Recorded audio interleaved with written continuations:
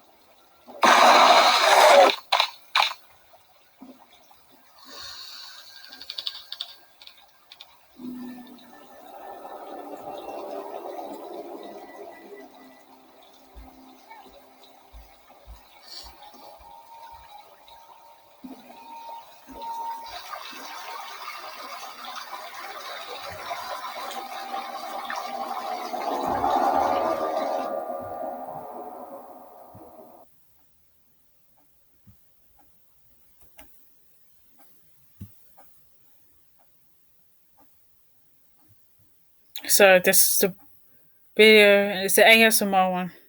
It's kind of a trend now because people are eating things in large amounts, and she's eating fried chicken and dipping it in some strange sauce. So please enjoy. Thank you.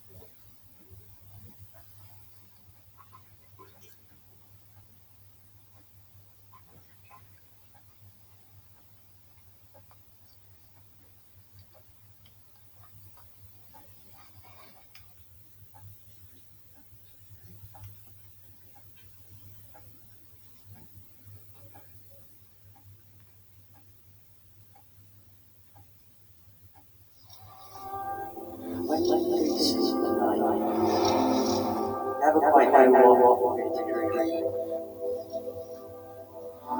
Good or bad. Go to sleep. Go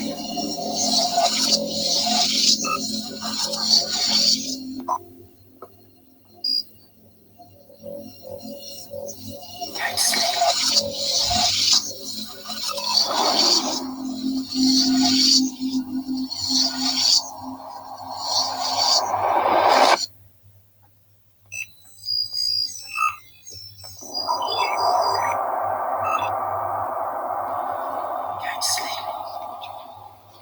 Good.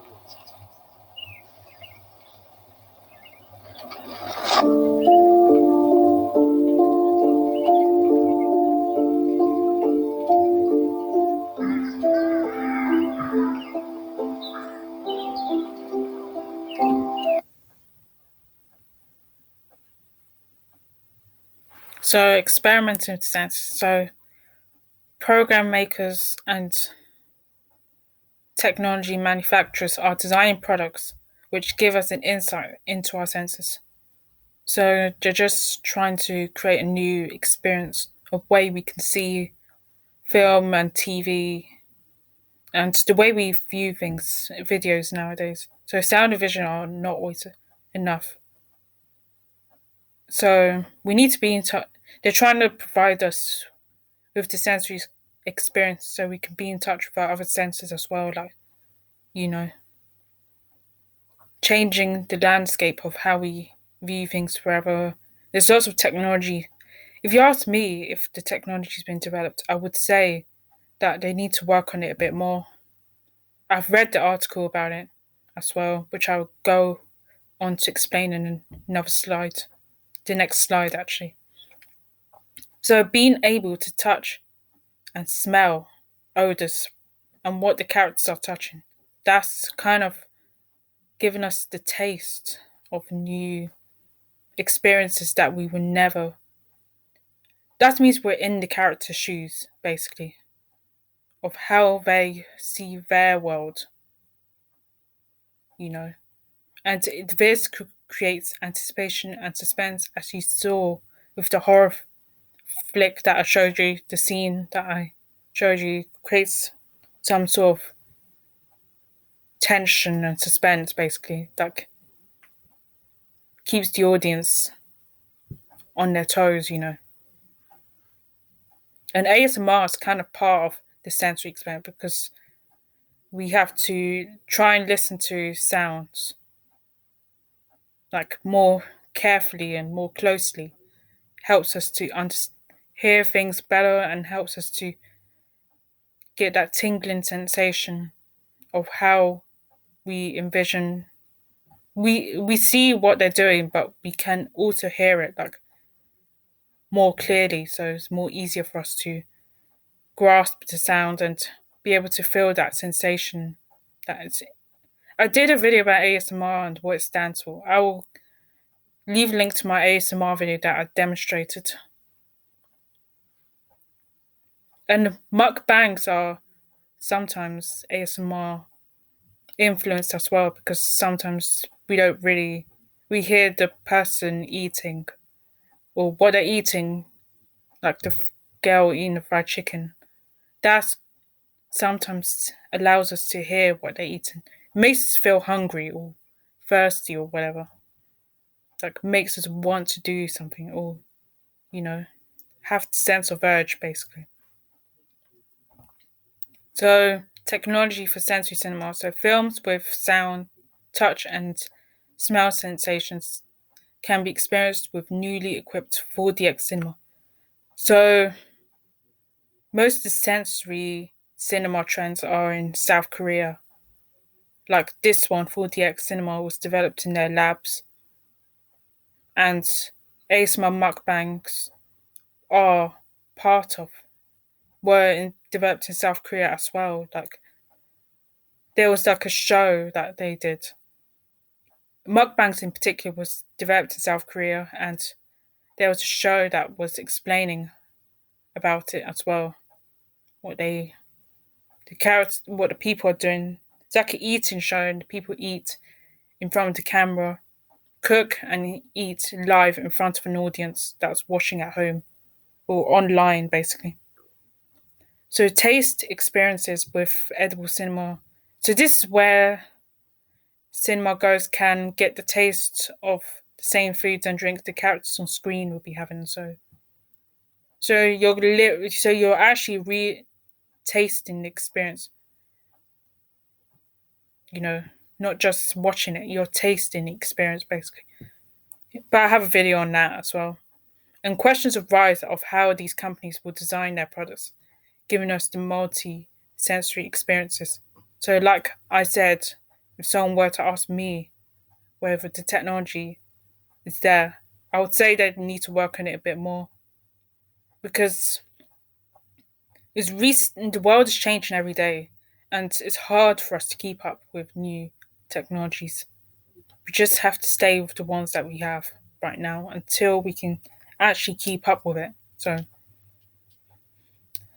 there's a company called My Sussex Human Interaction. It's Ultra Haptics. They created this haptic device which has mid-air touch feedback. So that is like a computer thing. I will show you in the video, but that's more of like a touching experience. It has this device and it works through a computer. So basically, the laptop or computer device projects the space, but on the device itself, then it doesn't. So you actually are touching it through the computer, through air, basically. So you're touching the item through air. You're not actually touching the item itself, you're actually touching air. So this allows the audience to feel out their physical sensations without touching objects, actual objects like I just mentioned. Thanks to this article, I was able to find this is basically about the television experience, the new television experience. That virtual reality is not even on.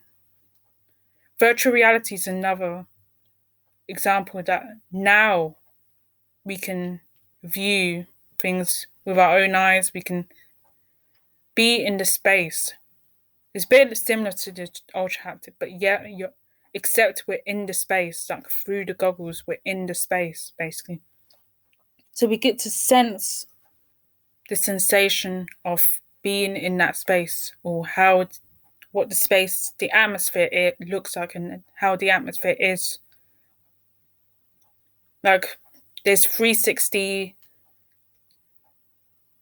virtual reality videos that are now being created by filmmakers. I don't exactly know how that works, but I may look into that. Well, I'll show you a link of it so you get the idea.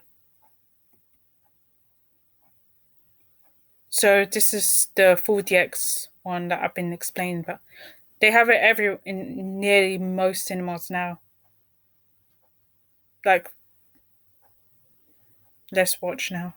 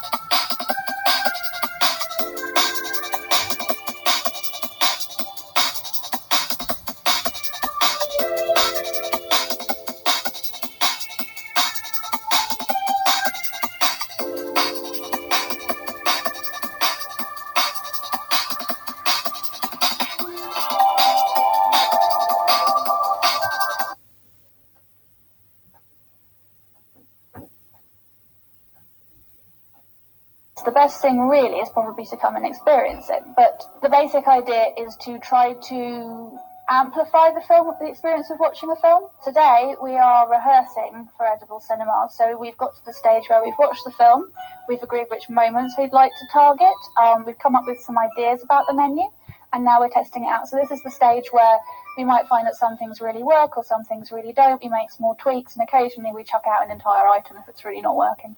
So you're already in quite an immersive environment. You're sitting in the dark and you've got a really amazing audio track going on, and you've got this great big picture in front of you. What we're trying to do is to choose particular moments and increase the experience a little bit more through a combination of texture and mouthfeel and flavour and aroma. The difference between edible cinema and sitting in a film just eating some snacks is firstly that the snacks themselves are tailored in this instance, and that creates a really interesting connection between what's going on screen and what's going on in you.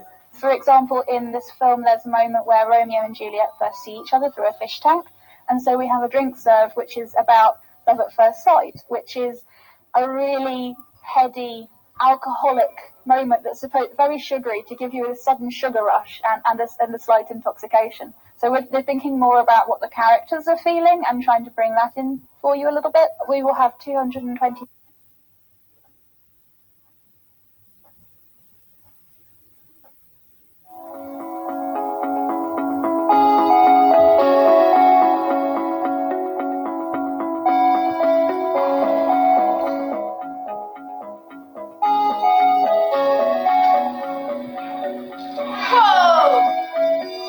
Wow, that's amazing.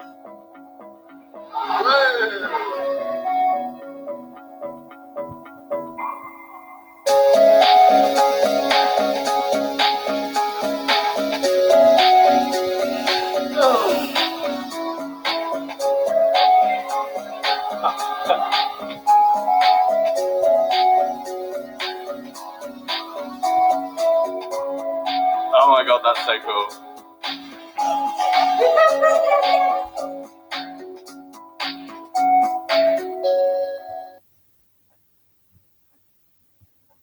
So that's the video. So I hope you like this video and enjoy watching this video. I hope you understand what I'm trying to say or the things that I'm trying to tell you. So I hope you enjoy and thank you for watching. I hope you like, share, subscribe, and never miss a thing. I will see you in the next video. Bye.